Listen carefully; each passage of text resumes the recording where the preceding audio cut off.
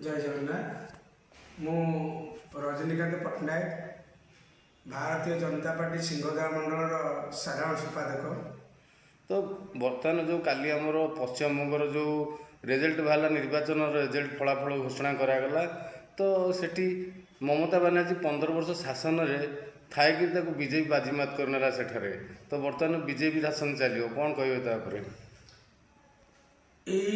विजय पाई प्रथम मु पश्चिमबंगर समस्त भोटर भाई भौणी मौसा मौसी को आंतरिक अभिनंदन जनइबी। से भारतर यशस्वी प्रधानमंत्री नरेंद्र मोदी ऊपर आशा भरोसा रखी आज अंतर सहित भल पाई मोदी को जहाँफल कि आज 15 वर्ष टीएमसी शासन भुशुड़ी पड़ी एवं गेरुआ हो जाए समग्र पश्चिमबंग।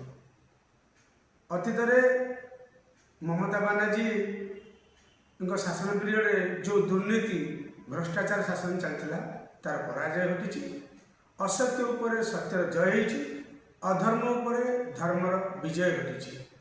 तो एठी बर्तमान आलोचना चलती महाप्रभु जगन्नाथ मंदिर सेठारे करके जो जगन्नाथ धाम कले तो बर्तमान महाप्रभु को अभिशाप पड़ा तो यह विषय कौन कह आप?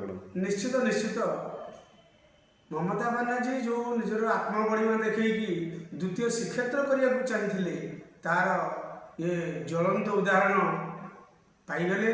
पथर तैयारी जगन्नाथ मूर्ति जदि जीवंत हो दारू ब्रह्म जो बस श्रीक्षेत्र तो लोक आसबे तेणु तार फल आज मिल जाए।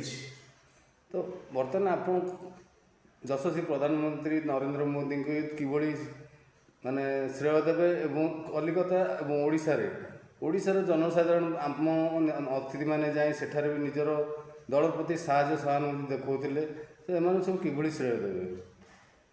प्रथम आम तो सही दलर कार्यकर्ता आमर प्रिय प्रधानमंत्री नरेंद्र मोदी सी माने जी खाली प्रधानमंत्री से बर्तमान विश्वर गुरु ही लेकिन समग्र विश्व माने भल पाँच तेणु भरोसा रखी शासन को भल पाई पश्चिम लोक अंतर ग्रहण कर आमर मोदी दरकार।